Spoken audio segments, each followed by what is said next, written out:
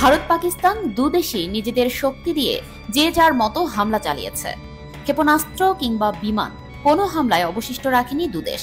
তবে সবকিছু ছাপিয়ে আলোচনা হয়েছে মানুষবিহীন যুদ্ধযান ড্রোন নিয়ে। এবারই প্রথম ড্রোন দিয়ে আকাশ যুদ্ধ দেখেছে বিশ্ব। হামলার সময় ভারত অভিযোগ করে পাকিস্তান 400 তুর্কি ড্রোন দিয়ে হামলা চালিয়েছে।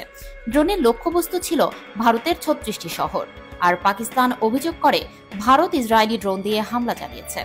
তবে দেরিতে হলেও দুদেশ বুঝতে পেরেছে, তাই তো যুদ্ধবিরতিতে সম্মত হয়েছে তারা। ভারত পাকিস্তান যুদ্ধের শুরু থেকেই শক্তিশালী মুসলিম দেশ তুরস্ক অনেকটা খোলাখুলিভাবেই পাকিস্তানকে সমর্থন দিয়েছে, আর ইসরায়েল সমর্থন দিয়েছে ভারতকে। কিন্তু ঠিক কী কারণে পাকিস্তানকে খোলাখুলিভাবেই সমর্থন দিয়ে আসছে তুরস্ক, সেই প্রশ্নের উত্তর খোঁজার চেষ্টা করেছে বিবিসি বাংলা।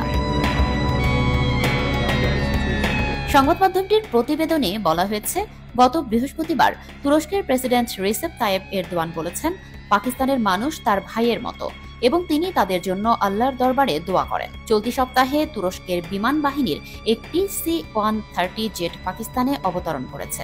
তুরস্ক বলেছে সেটি জ্বালানি তেল নেয়ার জন্য পাকিস্তান গেছে। এর আগে তুরস্কের একটি যুদ্ধজাহাজ করাচি বন্দরে নোঙর করেছে, যা বন্ধুত্বের নিদর্শন হিসেবে পাঠানো হয়েছে বলে জানিয়েছে তুরস্ক। ক্ষমতা গ্রহণের পর থেকে এখন পর্যন্ত ভারতের প্রধানমন্ত্রী নরেন্দ্র মোদী কখনো তুরস্ক সফর করেননি। এ থেকে আন্দাজ করা যায় ভারতের সাথে তুরস্কের সম্পর্কের অস্বস্তি। এ নিয়ে সৌদি আরবে ভারতের সাবেক রাষ্ট্রদূত তালমিজ আহমেদ বলেছেন, পাকিস্তানের সাথে তুরস্কের মতাদর্শিক মিত্রতা রয়েছে। তাছাড়া স্নায়ুযুদ্ধের সময় তুরস্ক এবং পাকিস্তান যুক্তরাষ্ট্রের ঘনিষ্ঠ মিত্র ছিল। তাদের নিরাপত্তা বিষয়ক সহযোগিতাও খুবই গভীর ও পরীক্ষিত।